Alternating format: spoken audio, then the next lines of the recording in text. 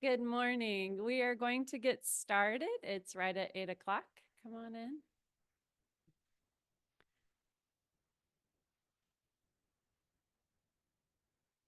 My name is Jenna Kelly, and I am with my beautiful panel. We are from Virginia. Yes. And I'm the Adult Career Pathway Specialist for the Department of Education. And we are so excited to be here today. I would love to know, this is the first time I've done this hybrid, so be patient with me. Just paper. Oh, yeah, wait, we have a little problem with another hybrid. No worries. Very first session of the very first day, very first time ever doing hybrid. So please be patient with me a little bit today. Let me ask, who is familiar with integrated education and training? When I say IET, awesome. Heidi, are you able to see that online too, or is, okay. Can someone define IET for us? We have a microphone. What is integrated education and training? Can someone define it for us? And that way we're all on the same page. Oh, someone raise their hand. Yeah. I'll give it a try. I think it is defined as a service delivery model that integrates workforce training contextualized with, adult literacy skills contextualized in workforce training and workforce preparation skills. Yes, absolutely. So it's the three components together. So we have the basic skills alongside the workforce preparation, and it's happening contextually and simultaneously with your training. Absolutely. In Virginia, we started with something called Plugged in Virginia. This happened, I think, 2000. Oh, yes. Okay. Okay. No sound to the hybrid. All right.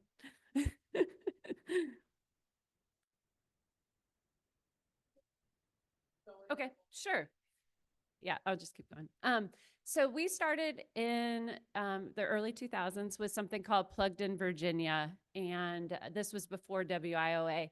And so we already kind of had the ball rolling with integrated education and training in Virginia. And so now we have, well, we'll show you the slides, but we have really good programming going on, and we're just excited to be able to share it with you today. This is weird having to stand at the microphone too.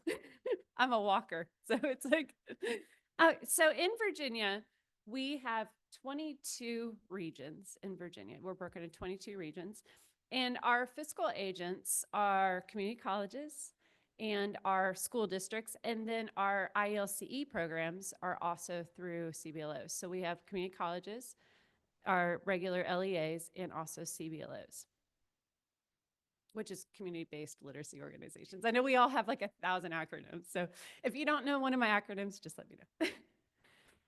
In 23, 24, as you can see, during the pandemic, our numbers definitely, they dropped. And so we are kind of in rebuilding phase, especially in our corrections population.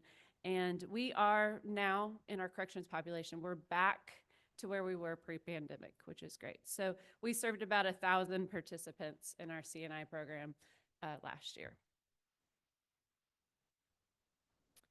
So we serve justice impacted adults in two different ways. We serve them in our actual corrections facilities, right, while they're incarcerated, and then also once they're actually out and through reentry. And we're going to talk about both of those today. We've had this great executive order in Virginia that really is helping all of the different titles and all the different programming to really come around those who have been incarcerated. And so we're very proud of the Executive Order 36. In 23-24, we served 402. Remember, that was like 1,100, CNI. Well, we served 402 of those in our integrated education and training programs. And it was just awesome how many, and you're going to hear about all the cool ones. I'm excited. But, and so then we also served 366 in our IETs that were formerly incarcerated. They self select that. So that's the best that we can figure out is the 366. Also, 768 in the adult ed earned their GED. So that's really great too. All right, so let's talk IETs. We served 13% of our total enrollment last year was served in IETs. We're very proud of that in Virginia. Our top sectors, of course, are healthcare, a lot of good healthcare, customer service, hospitality, information technology, transportation, and warehousing. And today you will hear about actually several of this. So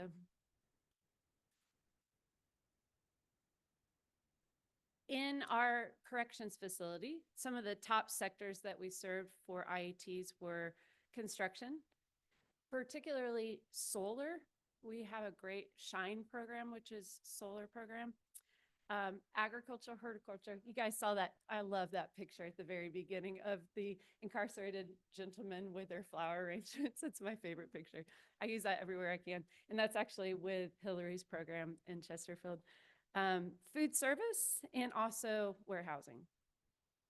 And it's interesting. We'll hear about that from our panel today, but it's always very interesting to find IETs and professions that they can actually be employed after being incarcerated. So that's always kind of a challenge. And so these are some of the sectors where they can get employed and have good employment after being released. All right, so that's all about me. No, I'm just kidding. Yes, sure. Oh,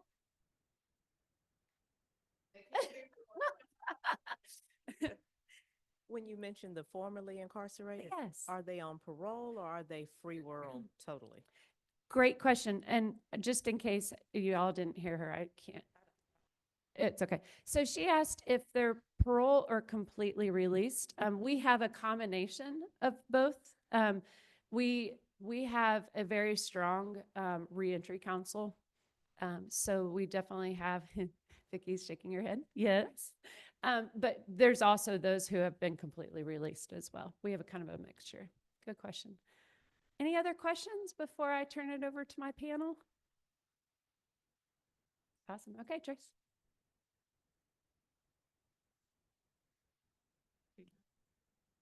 You good? Okay. I can.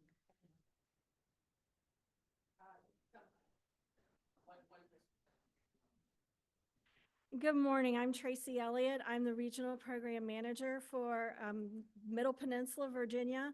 We are a small rural area. Population's approximately 90,000 people. We have 7 counties, 1 city. And what I'm going to start with today is I'm going to share what my neighbors are doing, and then I'm going to tie in what I'm doing with my neighbors in terms of IETs. So my neighboring region is the Northern Neck. It's smaller, more rural part of Virginia than my region is. And when the pandemic hit, we all kind of fell out with our regional jails, and we weren't serving our correctional population, not the way that we wanted to serve them. We wanted to be in the facilities serving the incarcerated individuals. So Margie Lampkin, who is in the blue on your right, she is the regional program manager for that area. And Sherry Lampkin, who's the specialist in the black jacket on the left, they worked together, thought outside of the box, and decided that they were going to do an IET at Haynesville Correctional Center, which is a larger facility right bordering both of our regions. And what they did was they did solar panel installation. So it's called the SHINE program. Of course, there were lots of hoops to get through to get into the program because there was a trailer of equipment that had to be approved to be there.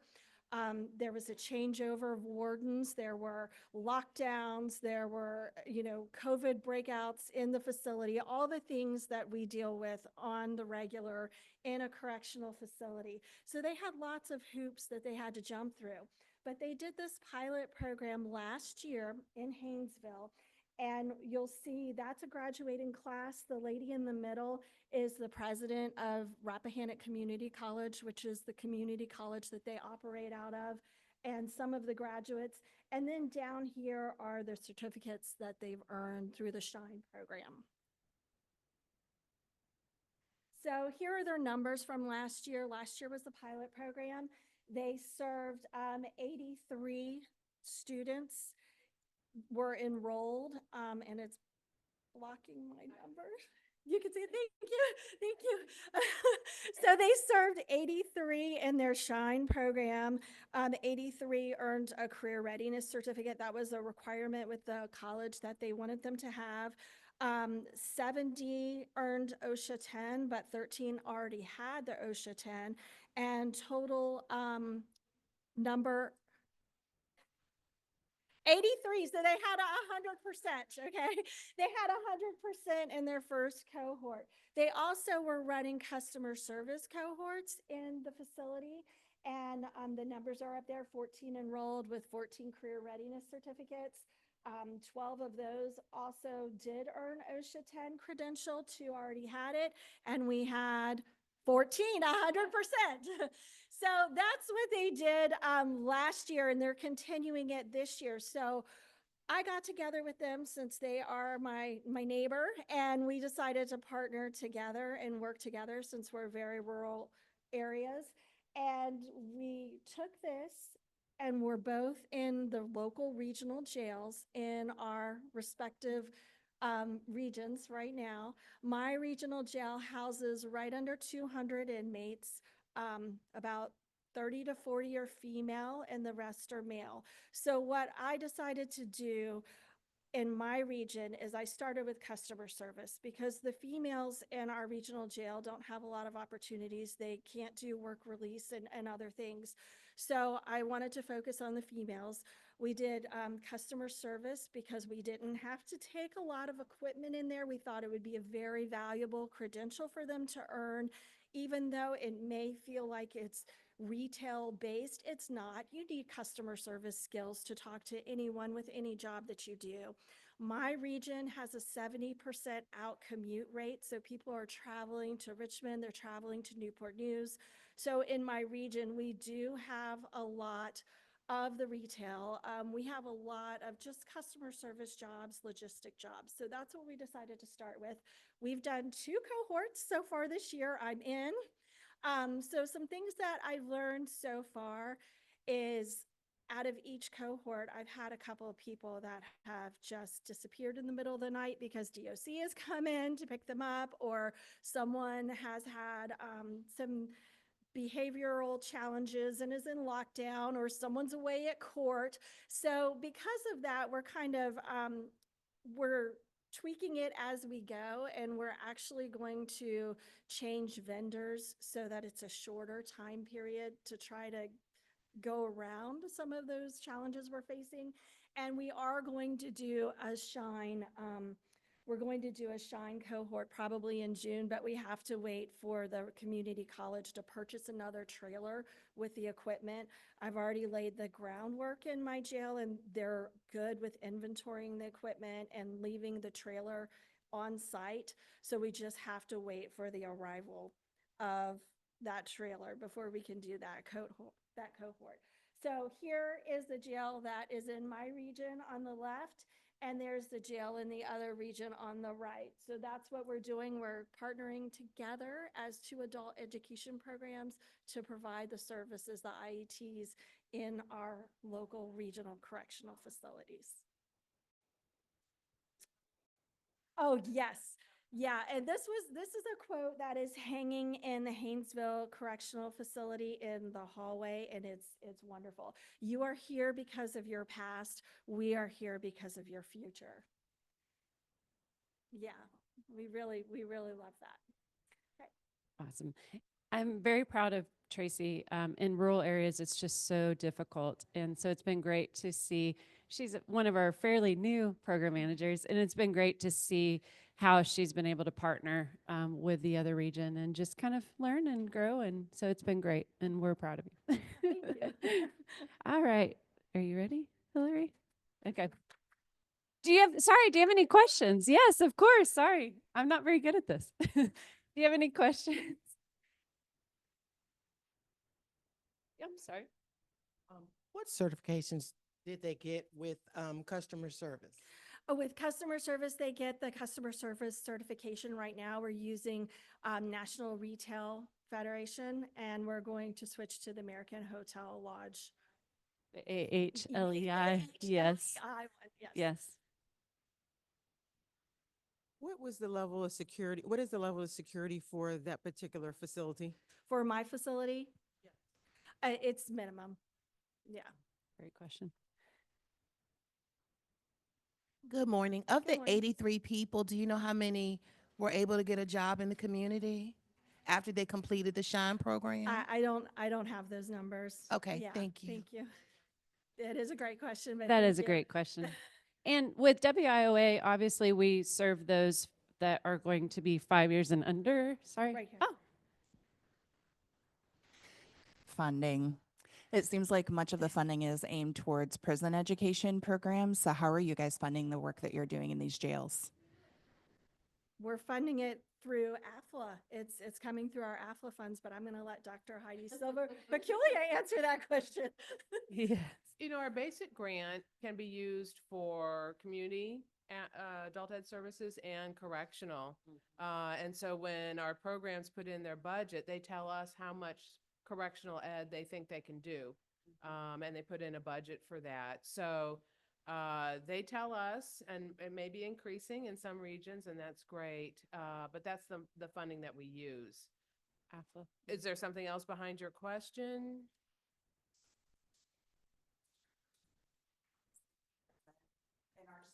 Oops, I'm sorry. They can't hear her on. Sorry. In our state, 80% of our corrections funding from AFLA is required to be sent to DOC. So only 20% Okay. of the state's Okay, I thought there was correction something budget is behind your able to spend on question. jail. So I just So, didn't know. DOC is an eligible applicant in Virginia, but they have not applied for many years. So none of our funding at this point goes to DOC. They have their own line item in the general budget. So that we serve prison and jails. That's why.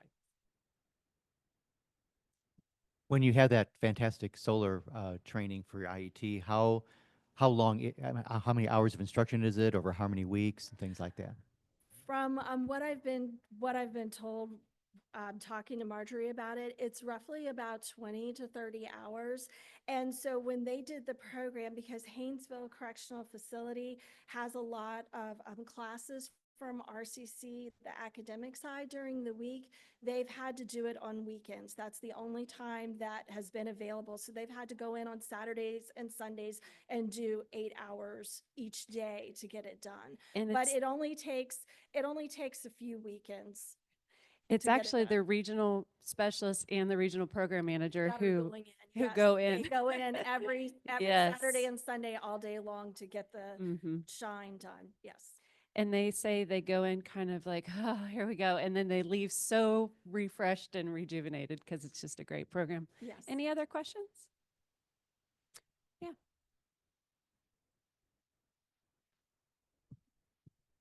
I just want to hear about the structure of the education in the, I guess, in the prison setting. Is it a state run school? I mean, how does I'm more specific, looking for like high school diplomas and that. Okay, so I'll answer that. This session is about IET, which is, you know, a small part. Our DOC facilities have their own funding, as I said, to run adult basic education and adult secondary education. So that's DOC. Chiquetta Thomas is part of that. In prisons and jails, we do run academic classes. Adult basic ed, adult secondary, getting their GEDs. ESOL is growing in prisons and jails. And that really is the bulk of our students, but the IET is what we came to talk about today. All right, great. All right, Hillary. Good job.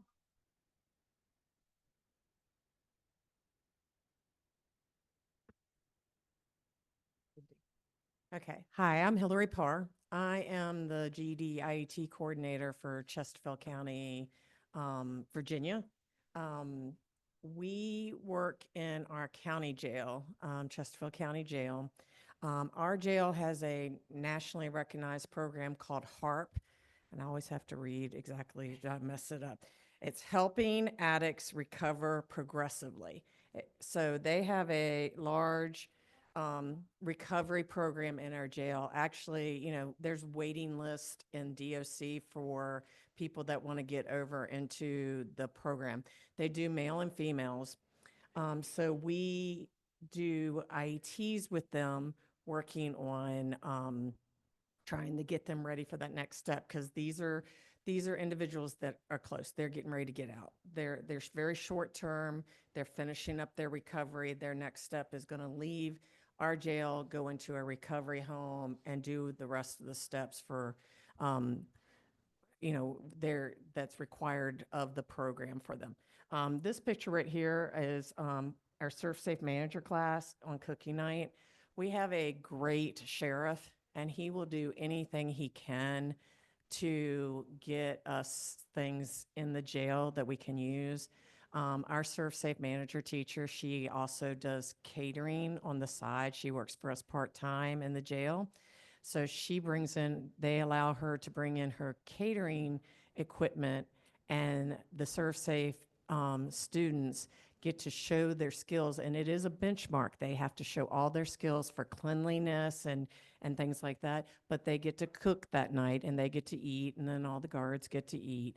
So usually the guards pick the menu because they go shopping. The guards have to go shopping for the food. We're not allowed to bring the food in. So they go shop, the jail pays for the ingredients, and then they cook a meal for them at the end of the class. So this is one of the pictures of one of the female classes recently cooking. So when we started getting started more, I mean, we've always been in the jail with GED and that sort of, in the ABE programs we've done. We don't have a lot of ELA, ESL in our jail, but we have in the past. We do support when we do have individuals that need it. We'll do some individual support. But our biggest thing is trying to find career paths that our inmates can pursue after release, because all of our inmates have drug convictions. So we can't do health care things. There's other fields that background checks are going to eliminate them from getting into. The other thing is we need to look for certifications that we can get done in like 40 hours of class or less, because our guys are getting ready to get out quickly. So I will tell you, I can start an IET program with 12 plus students. That's about as big as we can get the way our jail is set up. And we hope that more than 50% of them are still there at the end of 40 hours, because they might get early release. They might get in trouble and break rules because the program is very strict, and they get sent back to the Department of Corrections, that sort of thing. So we try to do shorter ones so that we can try to get everybody through. They are great though at our jail, because we have had inmates that got released very at the end, and the jail let them come in and come back and finish their certification test. So they're committed to it. They got released a week or two before, and they will come back in the day of testing and come back to take their certification test to finish up. We look at the jobs, high demand in our region. Chesterfield County is right on the outskirts of Richmond, Virginia. We're growing so fast. I mean, I don't even know how to tell you. Like, we're getting the Lego factory, the only one in the United States. It's coming in our county, and we just got so much industry coming in, and houses going up on every corner, and it kind of looks like Texas. Like when I come here, it's like just building up. Like that's what our county looks like. So we do have a lot of new industries coming in that we can work on. And the other thing is courses that need minimal equipment. Because we're just a county jail, we just have classrooms. We don't have any labs or anything. We're just small classrooms that we're using to do these courses. So corrections education, so it has to be a partnership with the institution. The more that you can get them involved, the more they're going to be willing to help, and when they can see the results. They're going to let you do more things. Um, the biggest problem we have is coordinating their schedules and staffing and the ability to accommodate the IET courses. Because you can imagine this HARP program, they have lots of classes and counseling, and they have their whole own schedule for the addiction recovery program, and we have to work within that. So sometimes we've done Saturday classes because that's all we could work in. We try to do 2 days a week for each of the IETs. Our logistics, he does it in the evening. Our landscaping has done one day during the week, one on Saturday to get it done. And it's not the same every single class. Our schedule changes all the time based on the jail scheduling. But we have a great coordinator in the jail that we work with. She schedules like I don't know how she keeps it up for everything to have rooms and stuff. We include them in the process. We have meetings with our jail about what interest the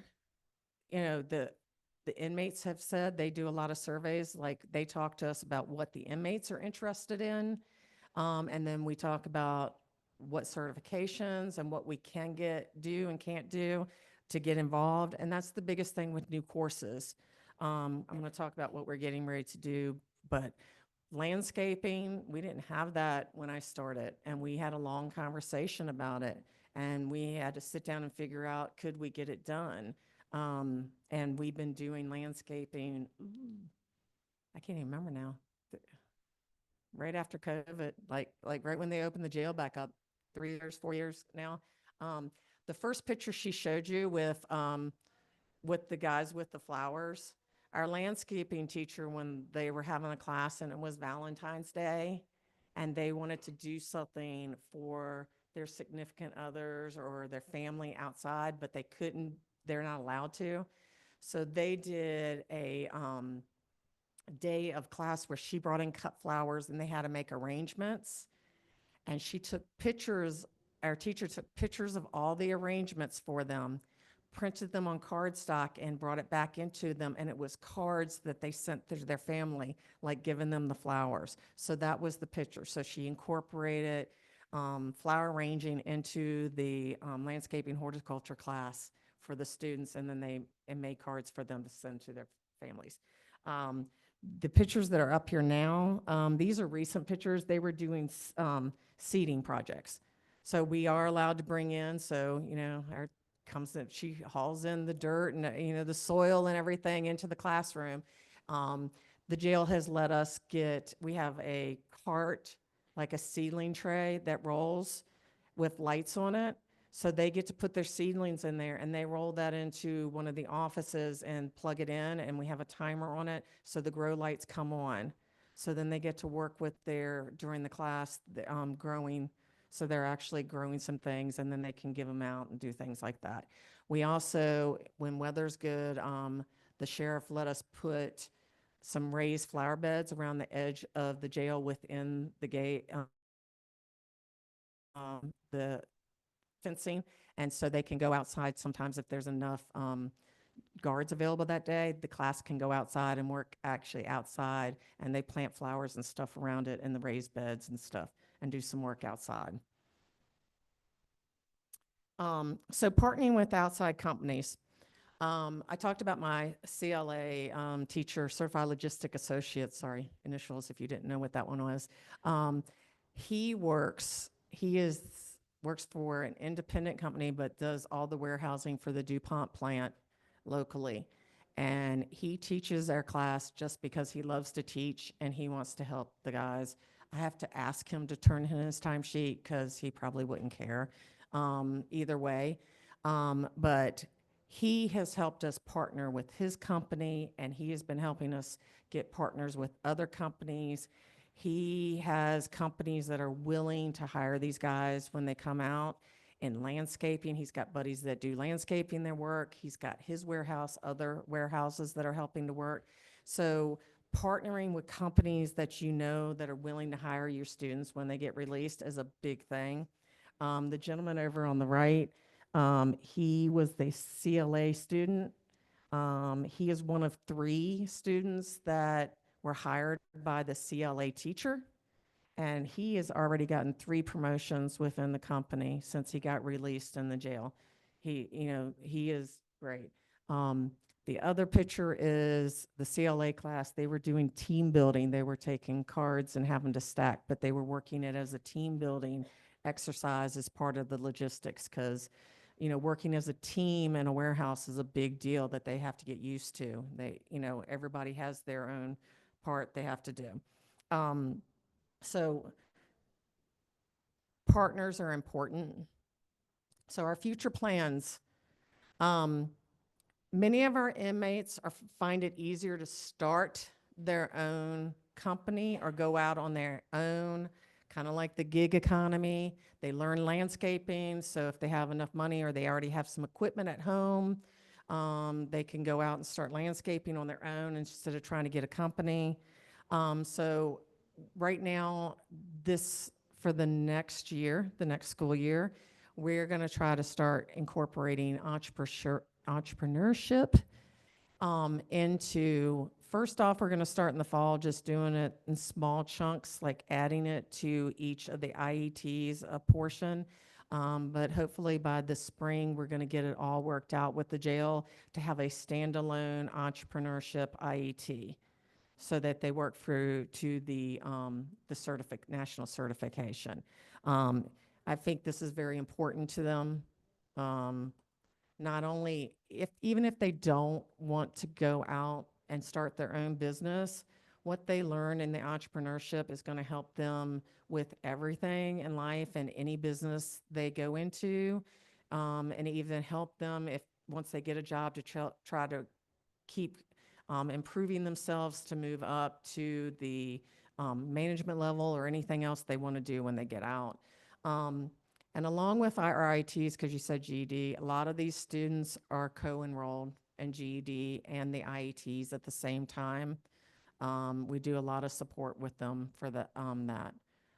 So our GED teacher, if they're struggling with anything in their regular class, can support them with that with the ABE also. So questions for me?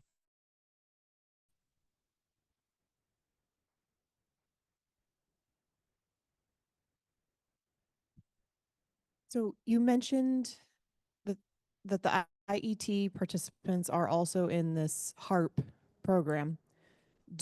Is the being able to do the IET?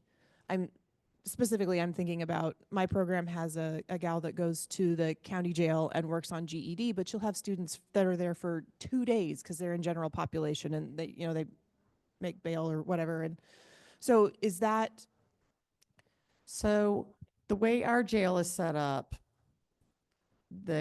basically the upstairs is the HARP program. They're there through the whole program, unless it's an extended amount of time, unless they do something wrong and get kicked out. Like I said, it's very strict. If they break a rule, they will go back to regular, they can go back to DOC, or they'll get sent back downstairs to general population.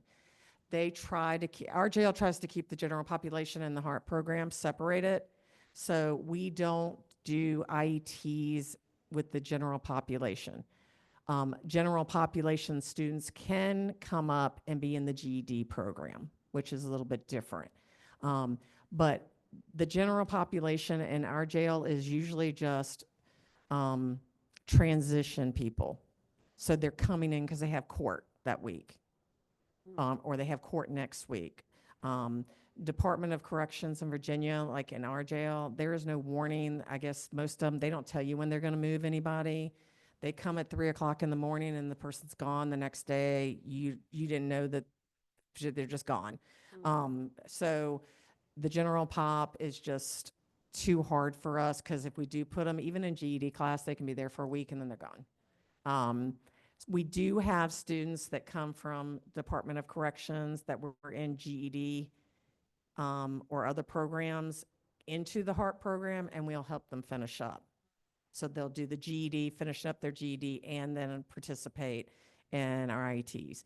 And some of these students go for all 3 of these IETs, depending on how long they're there. And they want them, but it's also giving them something to put on a resume when they leave. Look, I wasn't just in jail, I was working on myself and I was trying to learn skills, and, you know, I was trying to improve myself while I was there. So it really helps them. So Hillary, who is very into the HARP program that everybody would know nationally? Are you allowed to say? yeah, Jelly Roll. Yeah. So he has visited our jail twice. He has donated money to our jail. He's very into the program. Like I said, it's a nationally recognized program that other jails in the nation are trying to take and mirror in there. And he's been very involved with the people at our jail. And when he's in Virginia, he comes and visits. So he's been there twice to work with the guys and stuff. They also, the other day, they had the winner of American Idol. Oh, He was there, okay.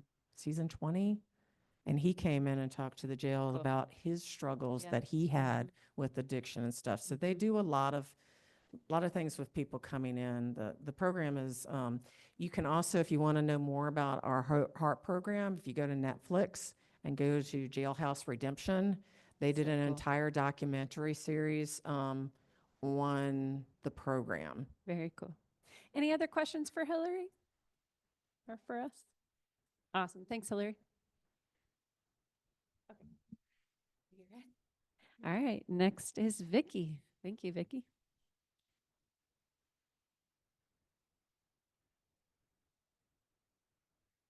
Hi. I'm Vicki Garber. I am the regional specialist for Shenandoah Initiative for Adult Education, which is better known as SHINE, but not their SHINE. It's totally different SHINE. So my presentation is going to be just a little different because I'm not a data person. I'm the people person. So I'll talk about a little differently. I'm going to tell you a story. It's a story that's taken 9 years in the making. So I have been regional specialist for 10 years. And then during my second year, my boss, Katie Parrish, gave me a mission. She said, I want you to go to the jail and I want you to make a partnership. That's what I do. I'm the partnership person. So she said, they already have an established GED program. We need the people who do not complete to come to our programs. So that was my full intent in going into the jail. What I got was way more than I ever asked for. So I went in, met with the people in charge of programs and said, can I please get a referral system started? And they said, sure, no problem. And he said, but can I ask you a question? Bring it on.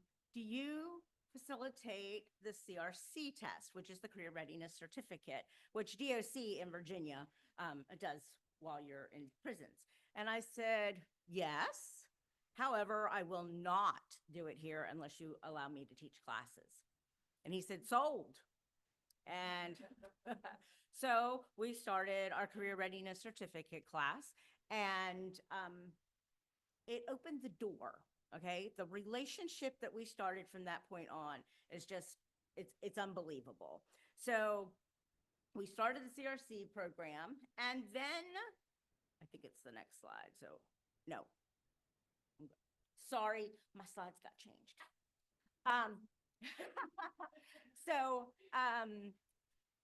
I went to a conference and I heard Rebecca Scott talk about a program that she did within corrections. And it was so funny because she was talking about how it was a bad experience. And she said, never going to do it again. And somehow I walked out saying, oh my God, I've got to do this. And so I went to the jail and said, hey, can we teach in the jail?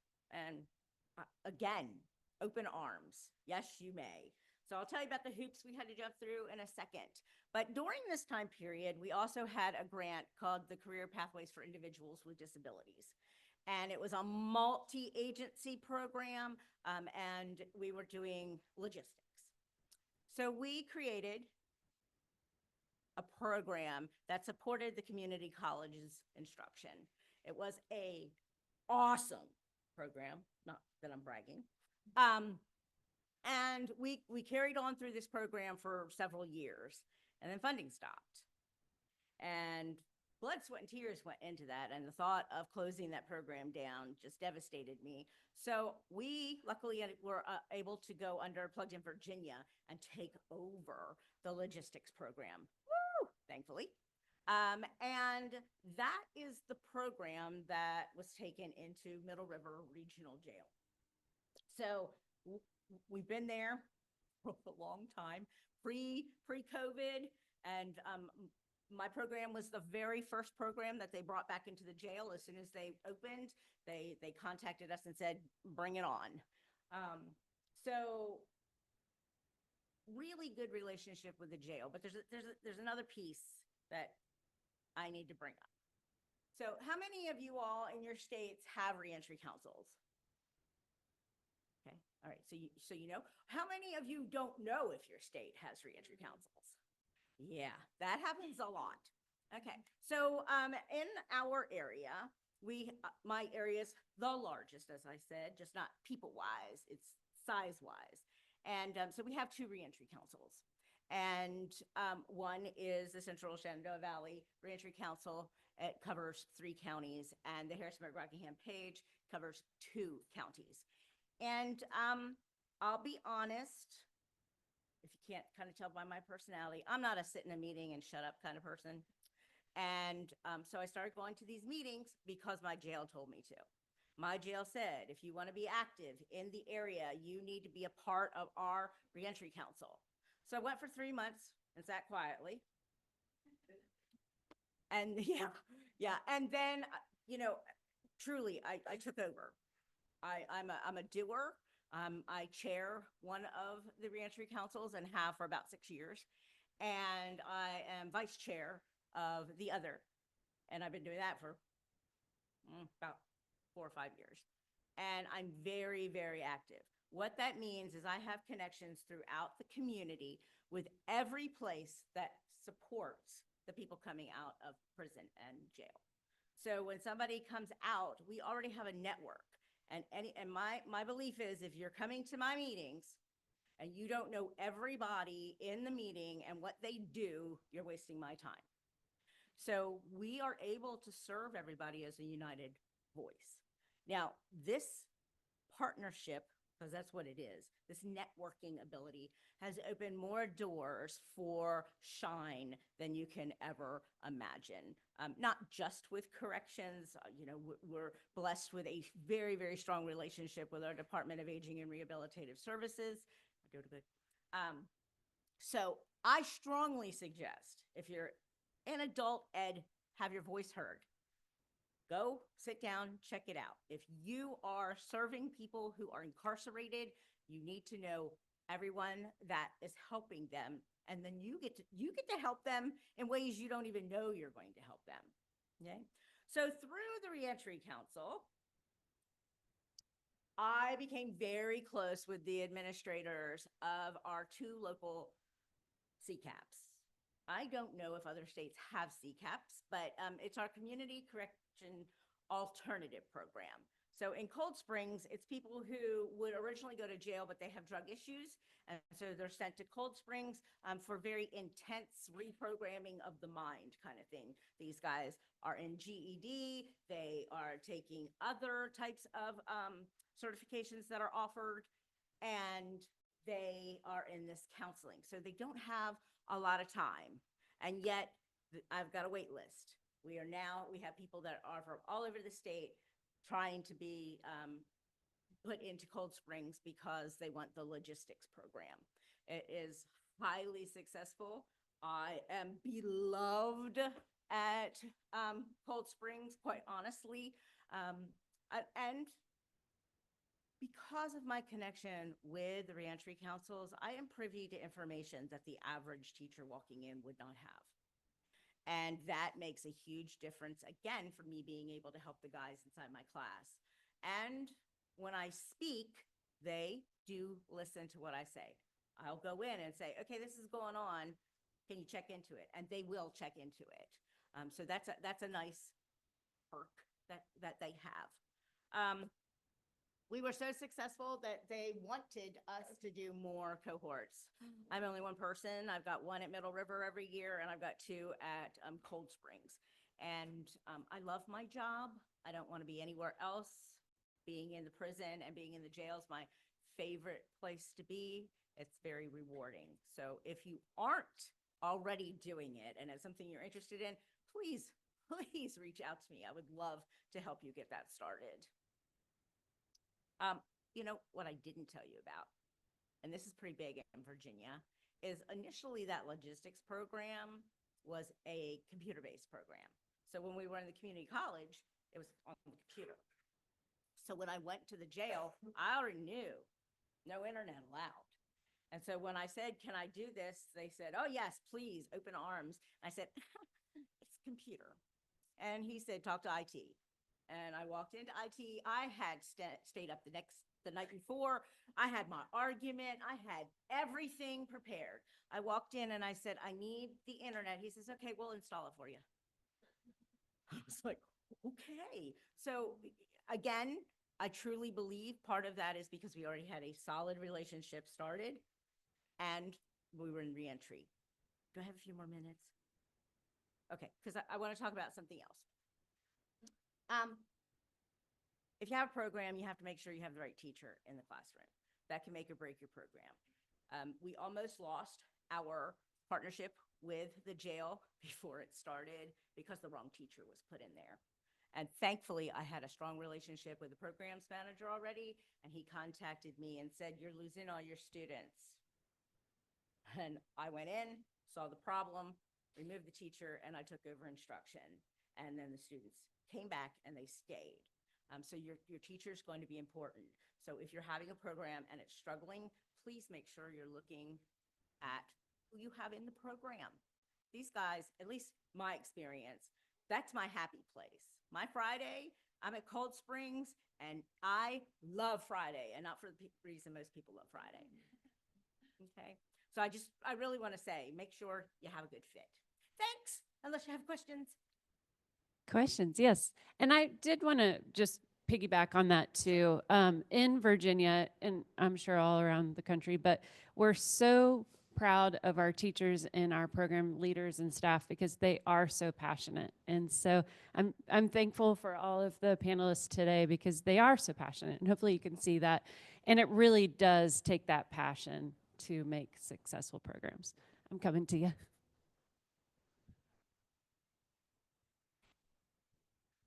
Good morning. Are all the facilities that you guys are working at in your program, are they all minimum security? Yes. Okay. But I will say there are people who have had violent offenses or would have been previously incarcerated somewhere else, but at that moment, that particular crime is minimum.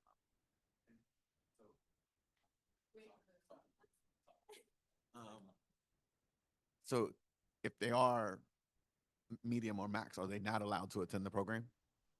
So at the jail, if somebody is sent to max because of their behavior, in every other program, they are not allowed to come back. In my program, they are allowed to come back one time. Okay.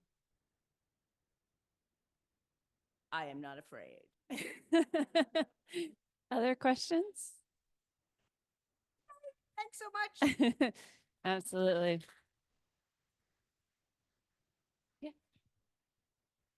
Kind of want to piggyback on hers, like the same thing. We've had problems with some instructors that we've put in the jail. There's not a good fit. They do have to have that passion. They have to be willing to stand there and wait 30 minutes for somebody to come open the door for them to get out. They have to wait. They got to understand that sometimes when they get to the jail, it might be 30, 45 minutes before somebody can let them in to get to their classroom, because at that point they're doing a head count, and you never know when they're going to do a head count.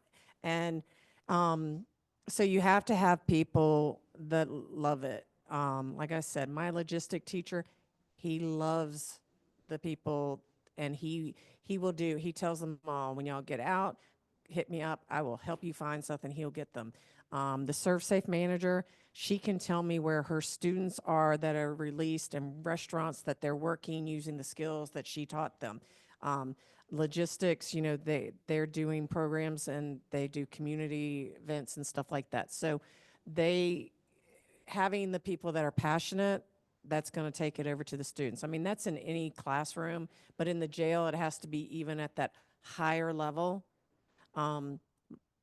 We love going in the jail more than a regular class sometimes because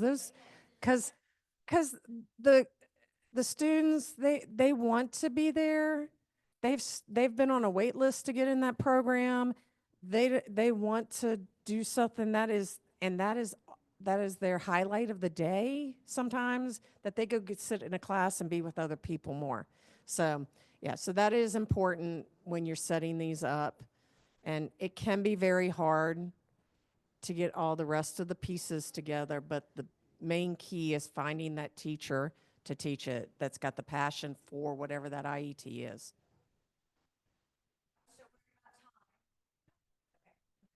Because I could talk forever on this. Yeah, yeah.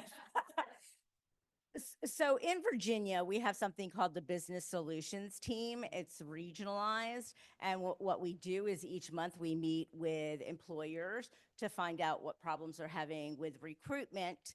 And we help them strategize how to get employees. Well, my role on the Business Solutions Team is to find out which employers will hire my guys. And that has become very advantageous for Cold Springs because Cold Springs trying to expand out so that the guys that are doing workforce classes actually can transition straight into a job. And so because I'm on the Business Solutions Team and a people person, I can usually nail down those relationships. And that gives an advantage because somebody else previously asked about, you know, do they get employed?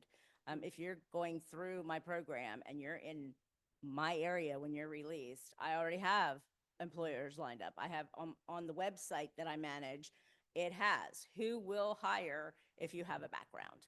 So I don't know if your states have something like the Business Solutions Team, but if they do, it's great to have adult ed involved in that. Thanks. Yeah, and I was going to piggyback too. Vicky actually put together a list through her employers and some partnerships of those jobs that will hire and will not. So that's been really great for just me from the state level too. I'm like, Vicky, you know, what are the trainings that they can actually complete and be employed with? So that's been really great too. I'm coming to you.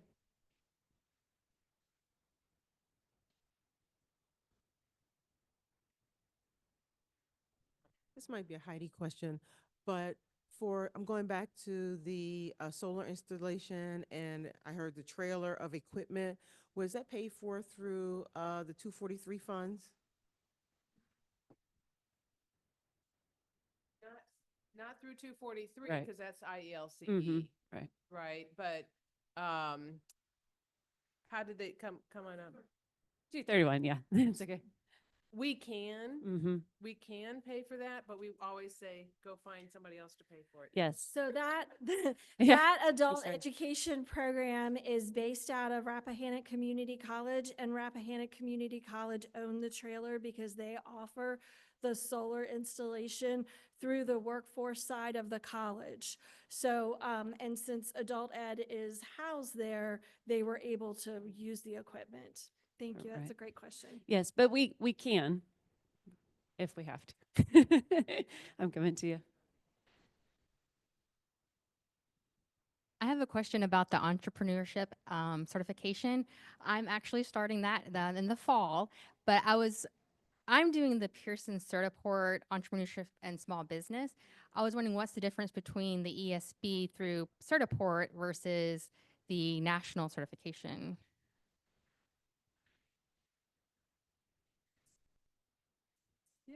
Right. Go ahead. The U.S. certification that Hillary showed is part of Dr. Cheryl Ayer's institute, and then there's a for educators that COABE announces every year. So you can learn how to teach entrepreneurship, right? It's a discipline, right? There's a lot that we have to know as teachers before we pick up the curriculum and start to teach it. So COABE does sponsor that institute, so you can watch for that. And then Cheryl Ayers has also developed that test, and it's directly aligned to the curriculum that she gives you when you go through the institute. And she's been very intentional about the wording, the level, the plain languageness of the certification test, so that our students can understand what they're answering. Not that it's easier, but the language is easier often than the Certiport. We do Yes. have programs that are using Certiport as well in Virginia. So we have both different kinds of entrepreneurship classes. So in the class that she was talking about that they offer, and you can find it on COABE, it's part A and part B. You don't have to do both parts as a teacher. But when you sign up for that, it also gets you the curriculum. Like it will kind of like the lesson plans and all the material to get started with it. So they're teaching the teacher how to teach entrepreneurship, but also giving you the material to help, to get the class going and up and running. You don't have to do both parts, and you don't have to do it in order. My teacher started January or February. She's doing part B, and then she's going to do part A in the fall. Because when we found the funding for it, like part A had already, so they do it each year. Part A is in the fall, so it should be coming up. So just watch for the announcements if you're interested in sending somebody to that training. Because you don't have to send everybody. If you send one person, they can bring all the material back with them and then help, get set up. But that's what we're going to be using. Any other questions? Yep, I'm coming to you.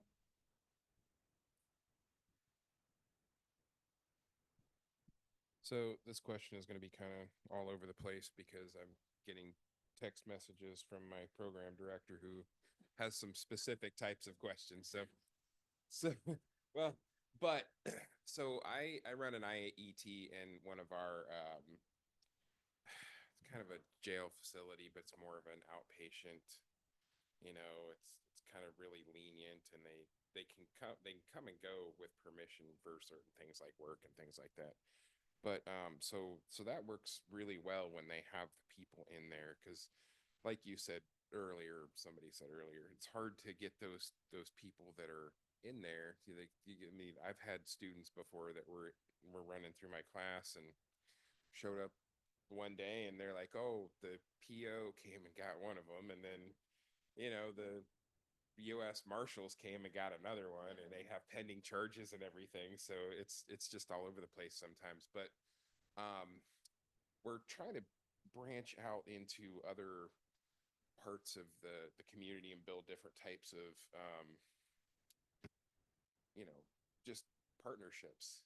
And we reach out to different organizations, and we're like, hey, this is great, here's what we have. We show them everything, we talk to them. And like when you went to these facilities to build these partnerships, was it easy to make the sale? Was it a challenge? What barriers did you encounter? How did you overcome those barriers? What were some of the ways that you were able to get in the door finally and make that happen? I was going to say, we could spend another 70 minutes answering those questions for sure. Great question. It has been a long, arduous, and it's, as the adult career pathway specialist, they call me and say, Jenna, I can't make this work. And so it's taken years and years. So go ahead, y'all. So in my jail, since it's a recovery program, they have a whole network that helps the students. But then again, like my teachers and my partnerships that I have from other programs that I've learned, and companies that we'll talk to them and say, hey, will y'all hire, that sort of thing. And we've just built it up. We've just got a list. Like I said, my logistics teacher, he's helped us. He's got friends that own companies and stuff like that, and he's helped us build a list because he has a network of people. But that's all you can do. And like I said, and one of the first thing is, before we do anything in our jail, is is it a certification in an industry that they can even go in? Right. Like, you got to look at that industry, you know, if they're going to even be able to go in. Like I said, medical's out of the question for anybody who has a drug charge. They'll never go into medical. They can't do pharmacy tech, they can't do nursing, can't do medical assistant, nothing like that. So we can't put any of those in the jail. So I got in kind of through the back door.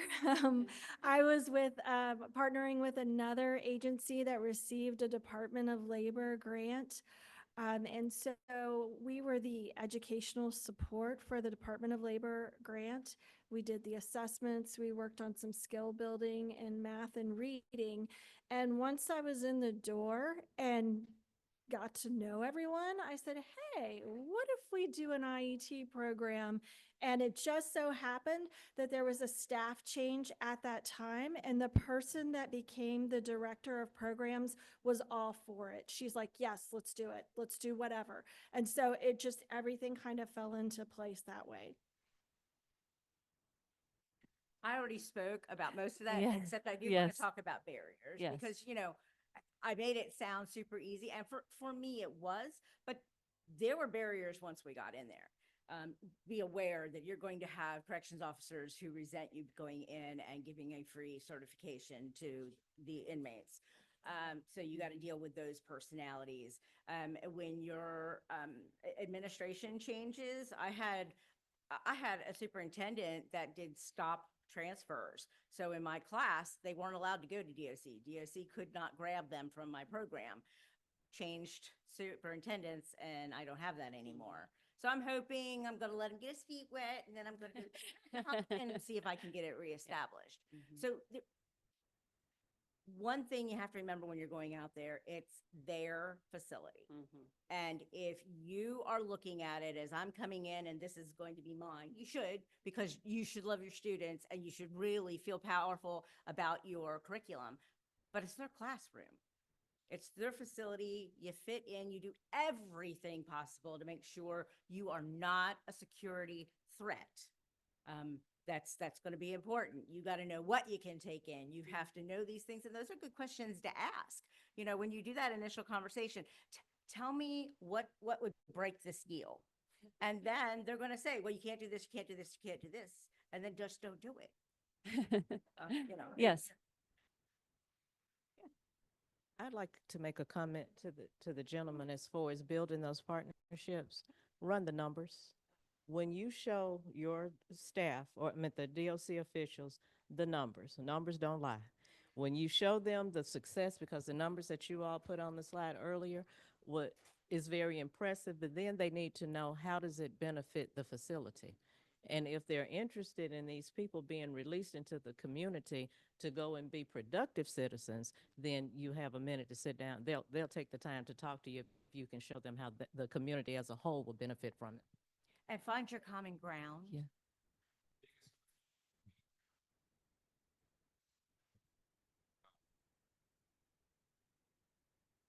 Partnerships is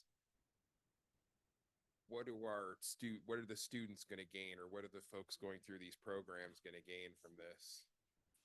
And obviously the answer is, hey, employment, because these are all at the end of the day workforce development programs, and the goal is to give them the skill set or the tools necessary to give them a leg up when they're already behind the 8 ball coming out of the door anyway. But even in some of these other programs where that may not necessarily be the case, at the end of the day, what is the best sell that we can say, all right, good, you got the answer. I got two. All All right, thank you. First, when you're pitching it, you need to, First, when you're pitching it, you need to say, look, on the outside, maybe the certification isn't the greatest. The CLA, you don't really need that if you're on the outside. You can go get a manufacturing job like this in my area. But if you have a criminal background, having that balances the scales. And you really have to harp on balancing the scales, because it will make a difference when they go in saying, look what I did. And I think you spoke on that. Being able to say, I did this.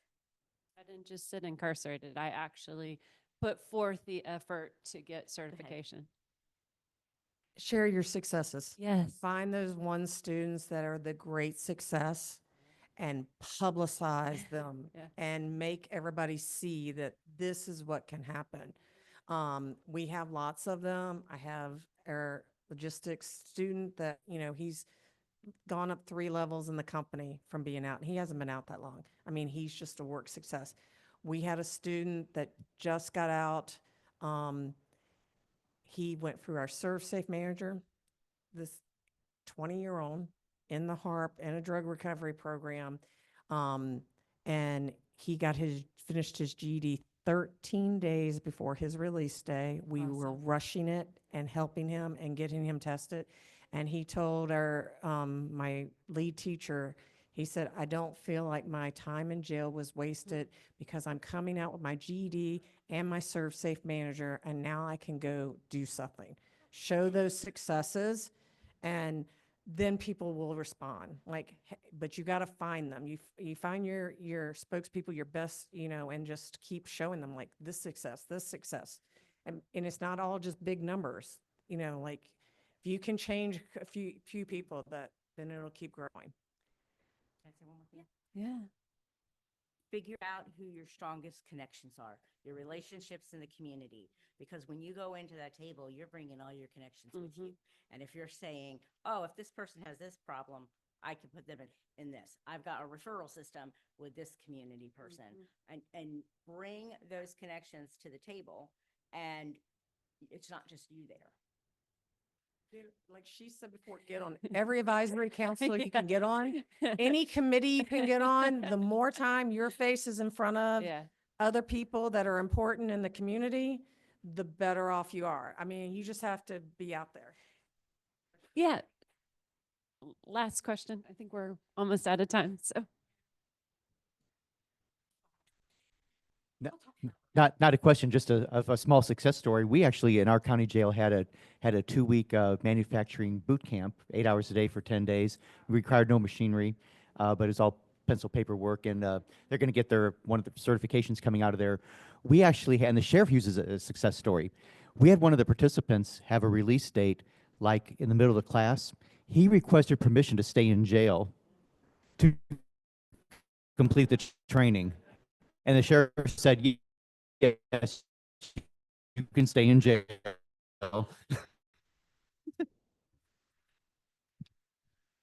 thank you guys so much. This has been such a great session. We really appreciate it. Thank you.